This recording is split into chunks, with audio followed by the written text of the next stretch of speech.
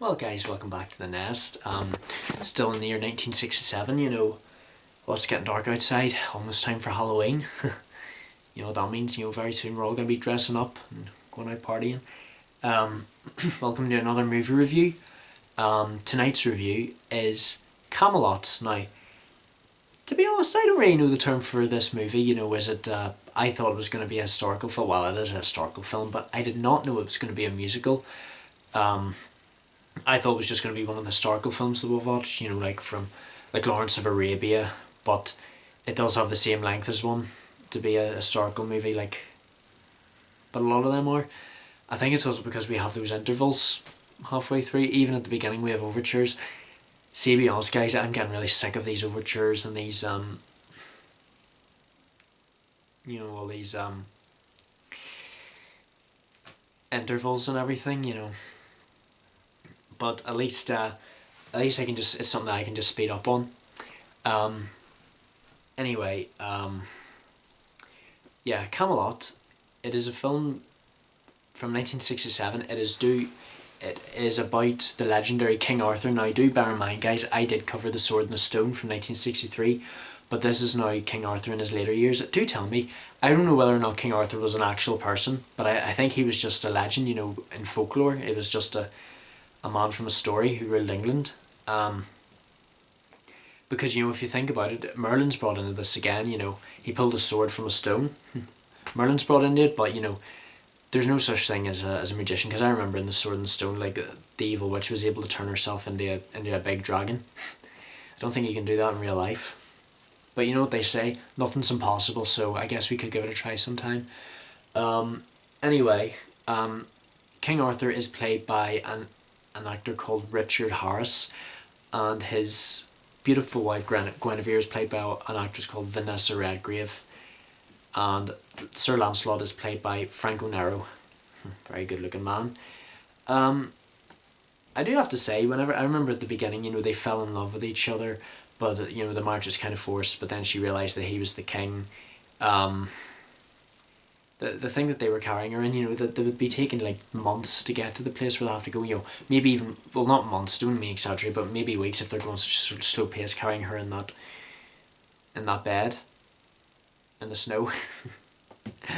And then it turns out that King Arthur turns out to be a great ruler. I do remember in The Sword, well, it's not really a sequel, but I remember in The Sword and the Stone, King Arthur was worried about what kind of king he would be. He still, Merlin's in his flashback still manages to give him the name Wart. Lancelot comes across as a very talented, very, very skillful, but arrogant knight. No wonder all the knights despise him. Especially when they're coming around the round table. He's so arrogant, so boastful. But I guess that's what you can expect from such a talented person. You never know, believe me. I've been around many of them to know. Guinevere, she doesn't like him either, but I wonder what it is that makes her end up having a crush on him. I don't know, maybe it's his skills. Sure, he very nearly kills a man, during during a tournament, but he manages to pray to keep him alive, and it works. He very nearly avoided, but isn't that what's meant to happen in jousting tournaments like that? They very nearly die in the end, and it's set in medieval times. So I guess that's what people got up to in those days. I like how this is all just a big flashback to King Arthur's friendship with Lancelot just before he has to execute him, and his wife Guinevere, because it turns out they've fallen for each other. Mormidum, I forget how to say his name. I guess he just does not want King Arthur to hold back. King Arthur has made the law to execute his wife, but he just can't bring himself to do it. Luckily, at the very last minute, Lancelot manages to save her from being executed for this big affair they're having. At least in the end, King Arthur was managed to have Guinevere and Lancelot leave on, good terms. But it's sad that they had to say goodbye, but at least they're on good terms. I really enjoyed, whenever he went to the forest. That light come from? It's probably my laptop. But anyway, I really loved how he managed to go into the forest where Merlin taught him. He was able to have a conversation with him. Obviously, this is a long time after Merlin's died. And, you know, God, I actually really love the music in this film.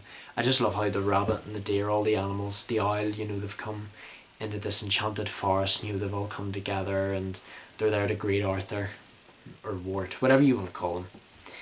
You know, nicknames never die out. This film was okay, I will say. You know, it just dragged on. It wasn't as serious as those other medieval and historical films are, but I also forget that King Arthur wasn't actually a real person. Neither was Guinevere or anyone in this movie. However, I remember whenever at the very end he comes across Tom, I forget the quote that he gave him. Oh, that's right. For might is right, instead of might takes right. I do think this had a happy ending to this movie. I like how no one died in the end. You know, a lot of these historical movies I watch, you know, a lot of them have passed on in the end. You know, like in Spartacus and Lawrence of Arabia. Well, the very beginning, Lawrence is dead, but you know, in the end, it actually. But the whole movie just is a big flashback, but it has a happy ending to it.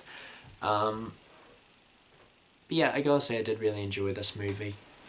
It was okay, but I think I'm only gonna if I had to give it rated out of 5, I'd only give it a 3. You know, it's in the middle there. But yeah, thank you so much for watching, guys. We've only one more movie to do from 1967. It's gonna be in a series we've been doing for a while now. You know, it's a series I'm not telling you what series it is yet.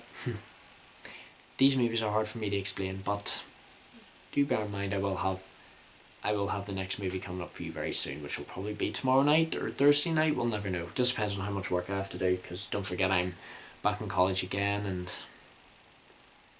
yeah, thank you so much for watching, guys. Take care of yourselves. Don't forget to like, comment, subscribe what you would like to see next. I'll see you in the next video. I do know I was hard to explain this movie, but it wasn't bad and it wasn't good, but it was okay. I think I'm just wanting to get on to some more well-known movies now. I know you guys are wanting more well-known movies in this channel, but we're going up in the years. You know, this is how I feel you're meant to do it. This is dedication. I like seeing the evolution, but I'm just wanting to get into all the serious stuff. Take care of yourselves, guys. I shall see you in the next movie. Love you all to death. Subscribe. Comment what you'd like to see next. Take care of yourselves. Love you all to death.